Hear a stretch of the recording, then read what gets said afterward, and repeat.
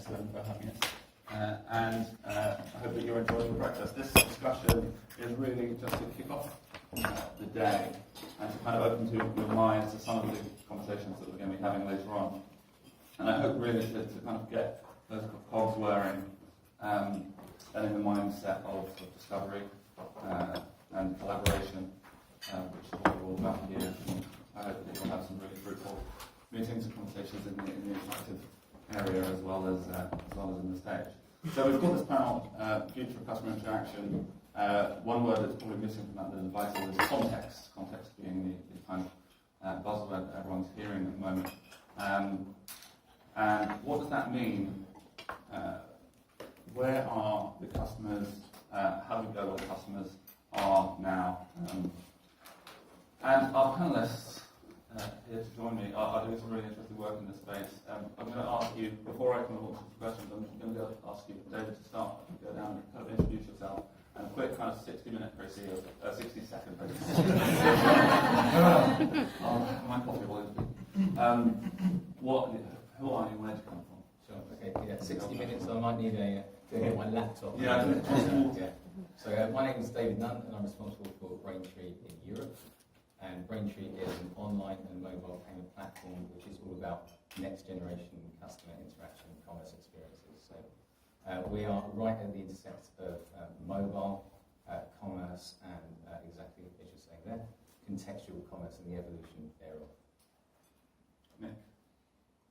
So I'm one of the founders at a company called Near Street, and we are an e-commerce platform that is helping shoppers to buy anything from shops nearby. So essentially we do one thing, and that is trying to make it faster and easier for someone to buy something from a real shop than to order it online for delivery. I'm Claire Russo. I'm head of strategy for the John Lewis Partnership, so specifically looking after growth.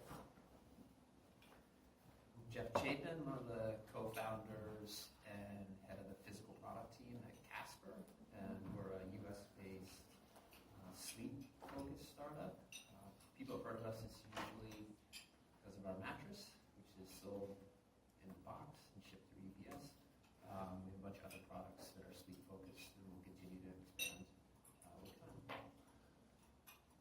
David, we had a conversation prior to this panel, and you said something to me, which is that you think that contextual commerce is going to be as big over the next 5 years as mobile has been over the last 5. So when you unpack this idea for us and some of the things that you're thinking about when you're thinking about context in the payment space.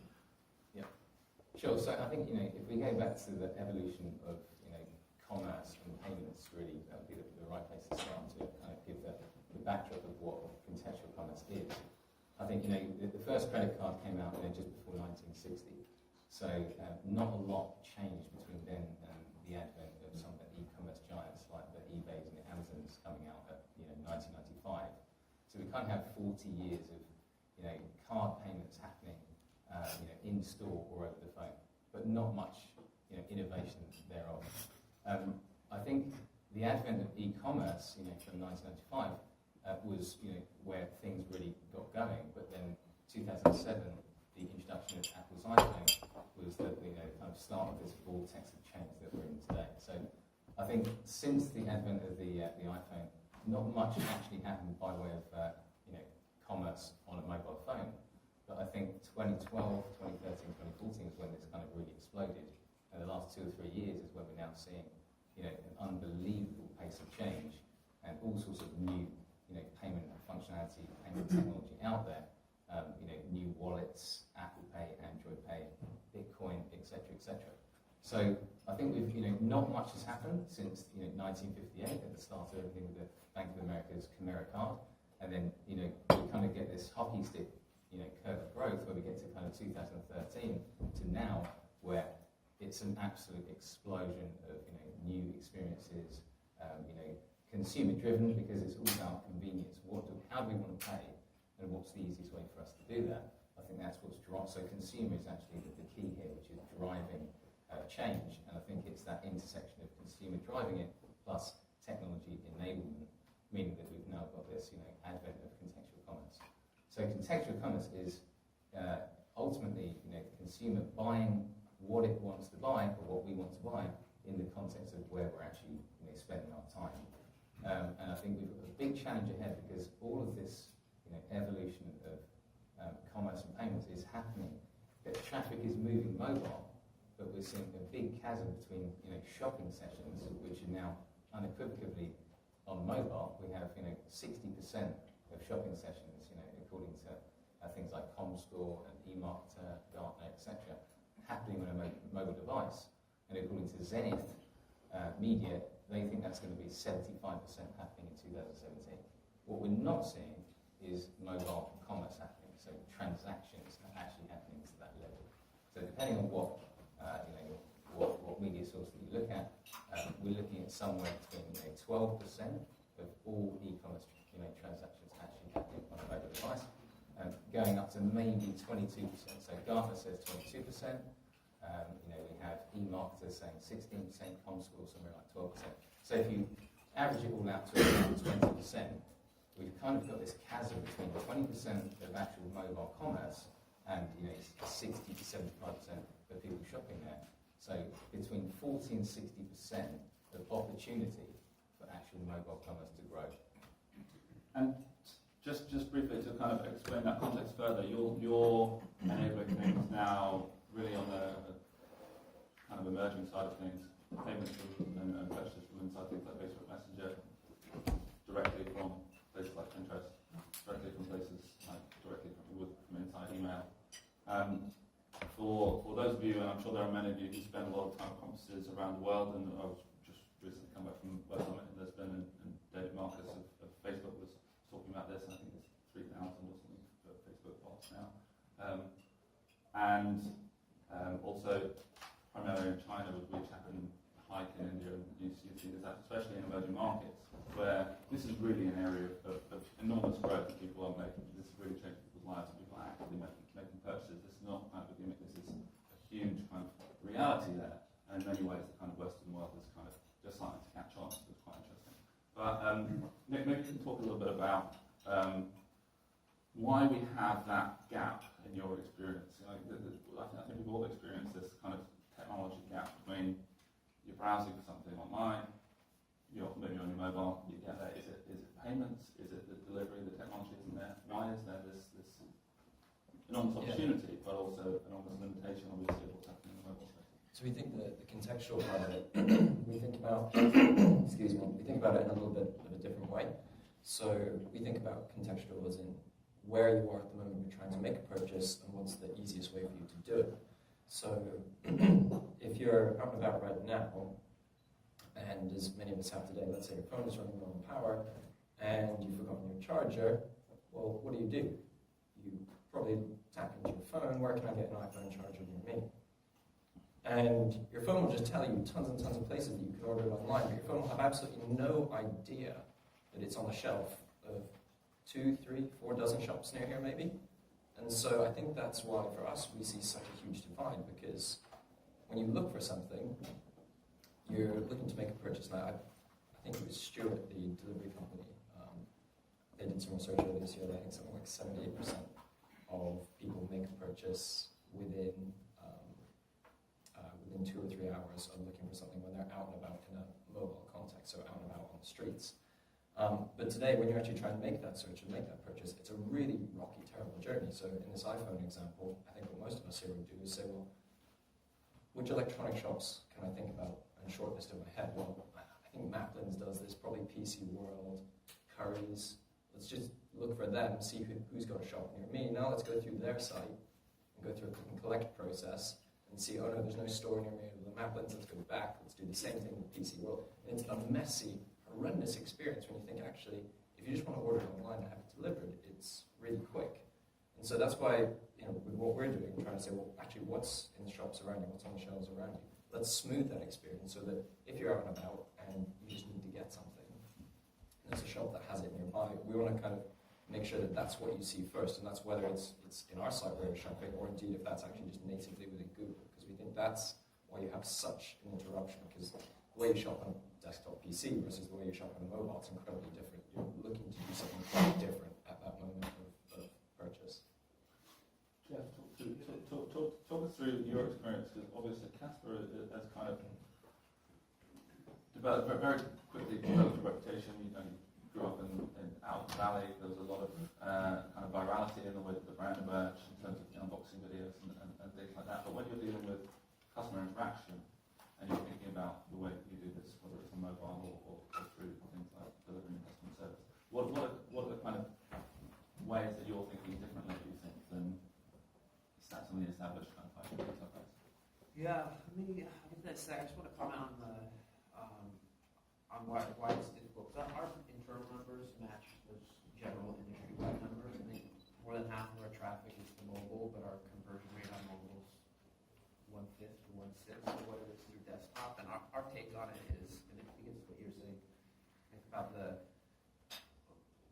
different types of products. We have a mattress which is 500 pounds, and we have a pillow which is 50 pounds. And they're both expensive, but one of them's very expensive. And so it's very hard right now on mobile. And a mattress is a very considered purchase. It's a 3-4 month typical consideration cycle to buy that product. You can't do the comparative research very easily on a mobile device that you can do on a desktop. And we've watched consumer behavior, and you see people jumping between windows, they'll have our competitor site up, or they'll have the mainstream sites up.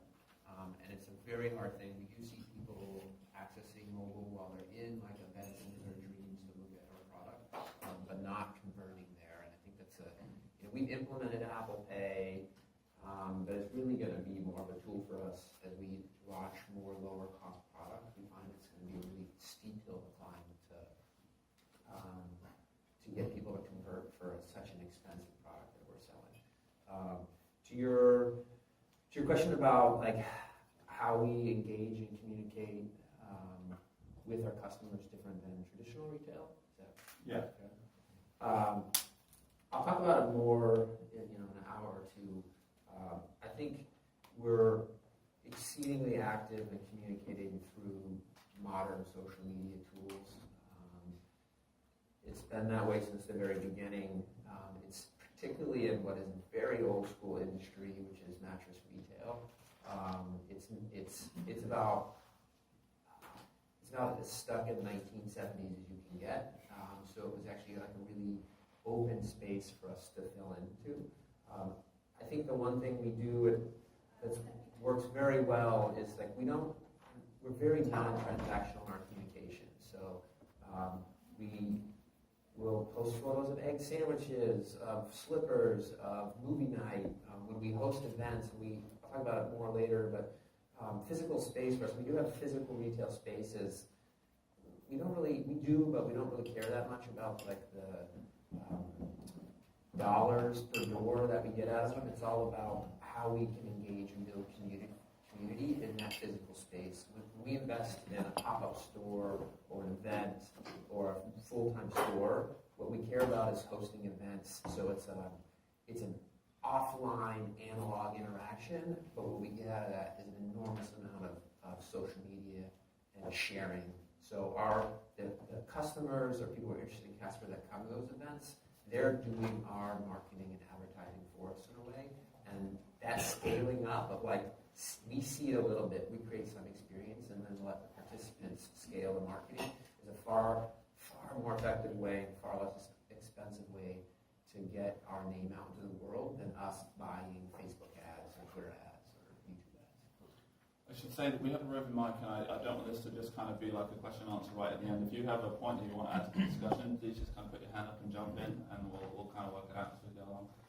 Claire, I want to pick up on something which was just kind of mentioned, which is the kind of cost and the kind of cost as a point of friction. We're all used to kind of spending small purchases with Apple Pay. A lot of the discussion around the on-demand economy, when you look at things like Amazon's Dash button, is kind of high volume, low cost purchases. And people say, oh, well, people don't want to spend £700 or £1,000 or something on a mobile device. Maybe they were saying that about desktop a long time ago. They were saying you had to do that in retail stores. So do you think that that is the case? And if so, like, what are your findings through John Lewis? And do you have that experience? Are people still coming into the physical stores to make those kind of high impact, high value purchases? Yeah, so they absolutely are, and actually what you find is that it can be a total mix. We can actually do the conversion online, so particular customer discussion I had was a chap buying a rowing machine. So he went out, decided the rowing machine he wanted, but it's a £2,000 purchase. So he went into the store to try out the rowing machine, tried it out, decided that it was going to be delivered to his home anyway. So he went home and actually purchased it at home. So I think we don't necessarily see such a divide. We see it more as an omnichannel experience, and it's all about how you can add the customer service and the value add that we believe that we do bring in an online world as much as we already do in the offline world.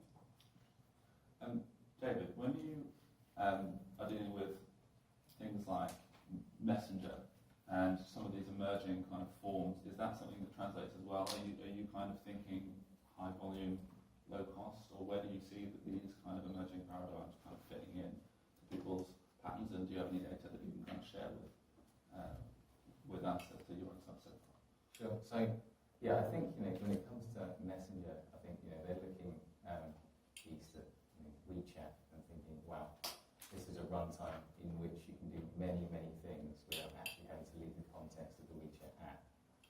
So that's definitely something that Messenger, because Facebook's a big partner of ours. That's definitely something that they've looked to, commercialise on. And some of the use cases that we're seeing, require the payment functionality and the payment instrument of the users that are actually buying whatever it is that they want to be stored in a PSP or a payment service provider like a Braintree, for example. The point there is that you need some pretty intense technology to be able to share those payment instruments and credentials across different merchants. So in one way, Facebook is one of our merchants. In another way, we have Uber, Airbnb, etc. as merchants. So what we've done is really focus on democratizing the access to those credentials to light up new use cases whereby the consumer could be in the context of the Facebook Messenger app and then book an Uber or book a Lyft without having to come out as they would traditionally do and then have to go into the Uber app specifically on its own. So other use cases that we're seeing on that front would be things like ticketing, so Eventbrite, Ticketmaster, etc. Being able to have the same experience and book those tickets in the context of Messenger without the user leaving. But to answer your question, we're seeing other kind of use cases, other adoption of things like travel. So, and on this front, a merchant like Skyscanner, we are using the same innovative technology to completely change their business model. So Skyscanner is a meta search engine which would ultimately push the user to end up checking out in the context of, for example, British Airways' checkout, which is fine, but it's a disruptive experience which pushes the user out, which if you're on a mobile phone, the user may A, be distracted, they might get a call coming through, B, they might suddenly go into an area if they're on the move that doesn't have 3G, 4G. So that could just disrupt the entire purchase without any, despite, however, supposedly subpar the airline's checkout experience could be compared to Skyscanner's. But with this technology, we're bringing for Skyscanner the ability to check out upstream onto the actual Skyscanner checkout, so they get to determine the user experience for their consumers. And in tandem, it goes that because it's easier for the checkout to happen, more traffic then goes to their partner, the airline. So both would actually win.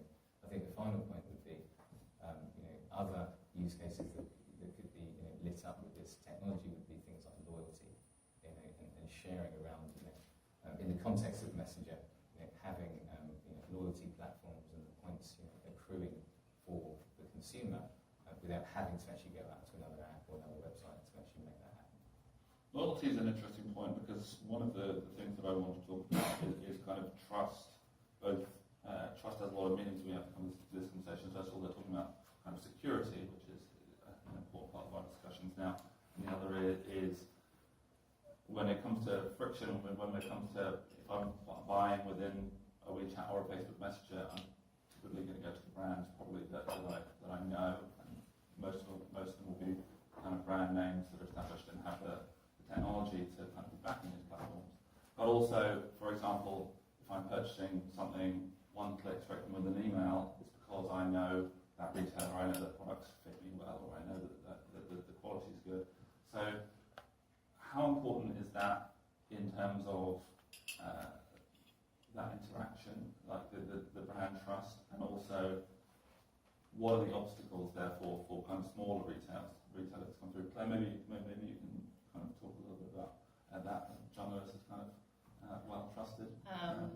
Look, so we would say it's enormously important, and that's one of the reasons why people shop with us, because they do trust us, and they know what kind of experience they're going to get. Equally, specifically with John Lewis, we've got a never knowingly undersold price promise. So there's a whole set of values there which mean that you know what you're going to get, and what we should do is deliver on that promise every time. So I think from our perspective, what we see is that the more that we can leverage that relationship, the better. And although we are a more traditional retailer, I think we do believe that our omnichannel experience, and specifically our stores and our partners, are a source of competitive advantage for us. Jeff, translate that to your experience as a kind of relative newcomer who kind of built a brand fairly quickly. Yeah, I mean, I think we've invested so much effort on the upfront or top of funnel side of brand marketing exactly because of trust. We're asking people to spend $1,000 on a product that's going to last at least 10 years with a company that's 2.5 years old. And at some point it was 1 month old. And so how do you do that? And part of the strategy from the very beginning was to seem bigger than we were.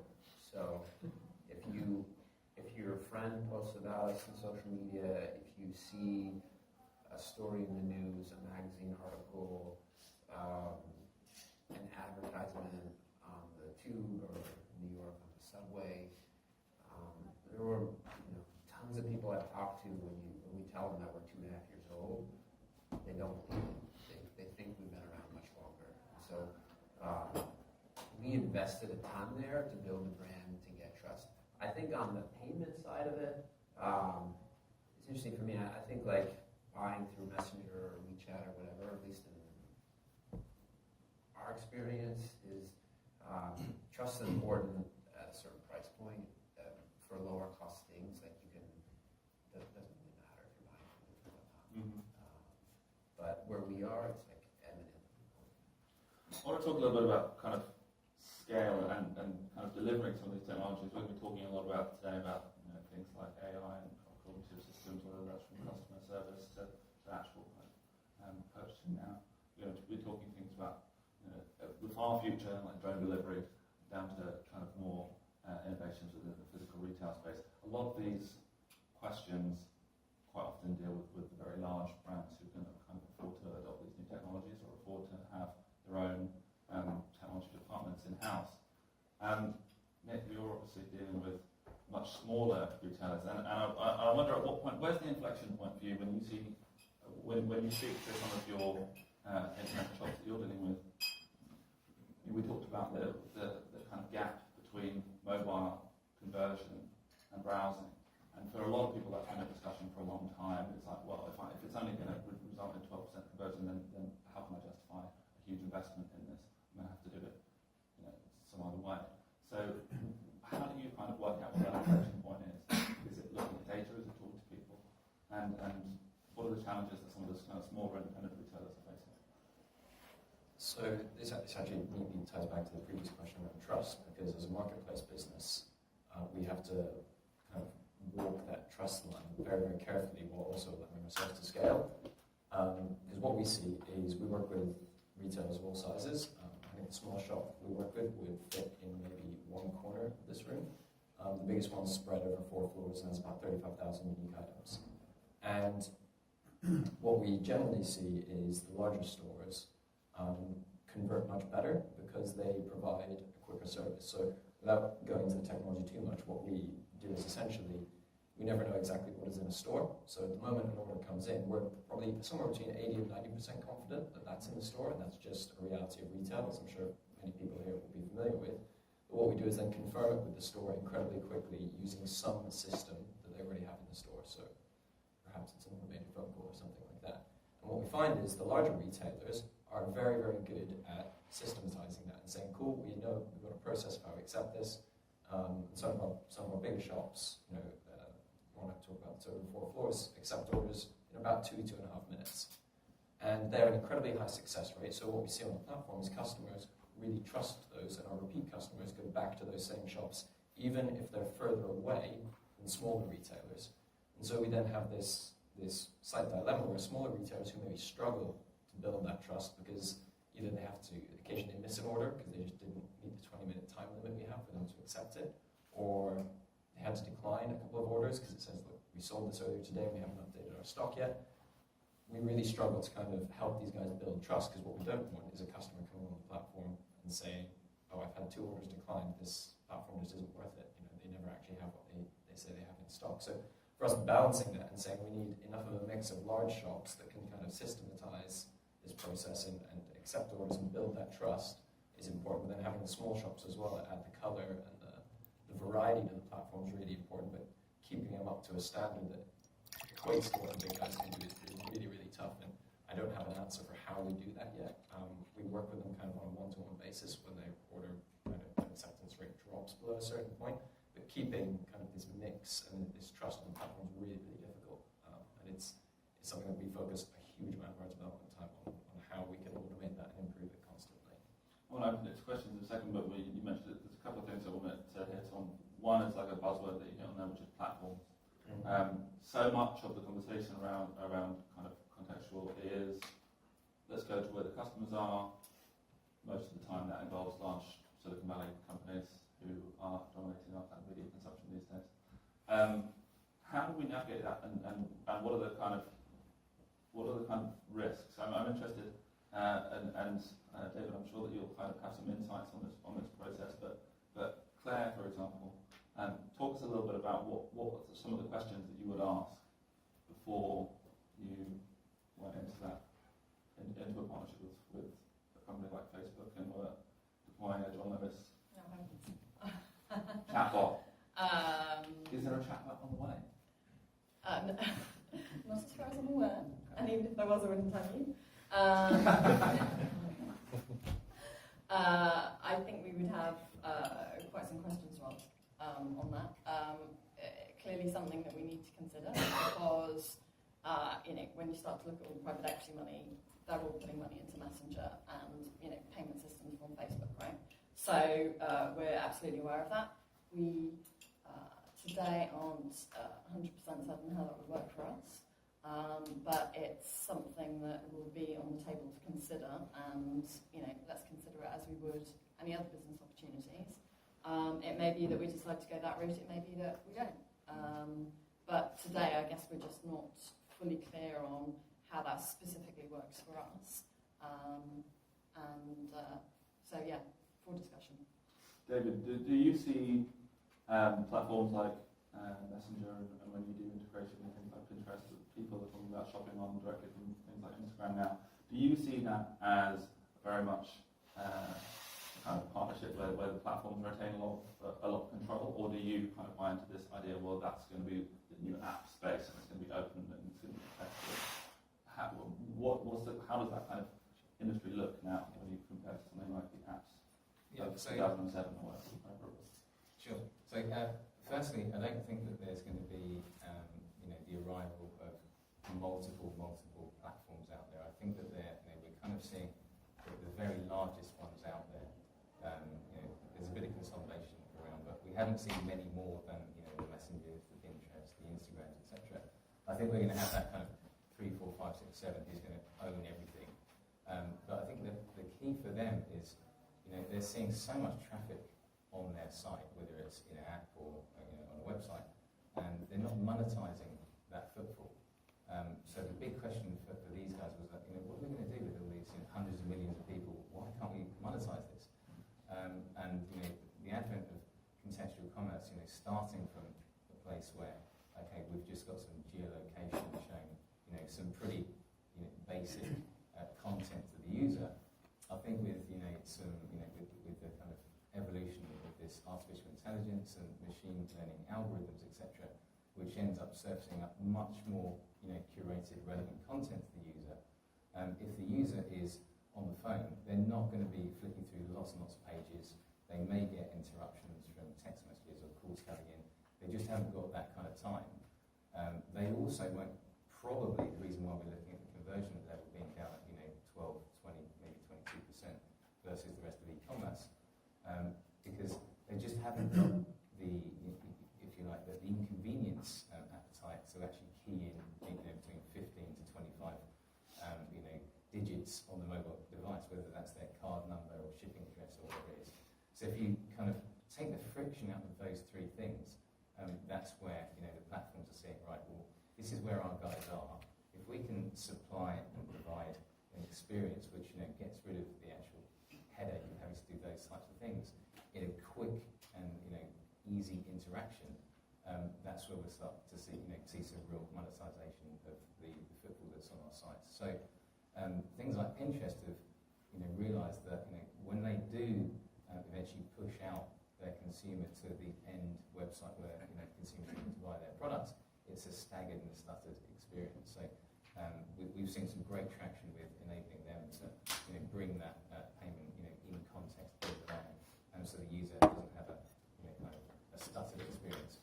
We were a little bit surprised, to be fair, on Instagram's rollout a couple of weeks ago, which is same kind of philosophy, which is allowing the consumer to purchase the content that they're seeing in photos, but they are still sort of pushing the user out, as Pinterest was a year or so ago, to the end merchant's website, which we thought was a bit confusing, but maybe that's something that is strategic for them, or if it's something that maybe then it's the first kind of foray into this space. So who knows where we go with that.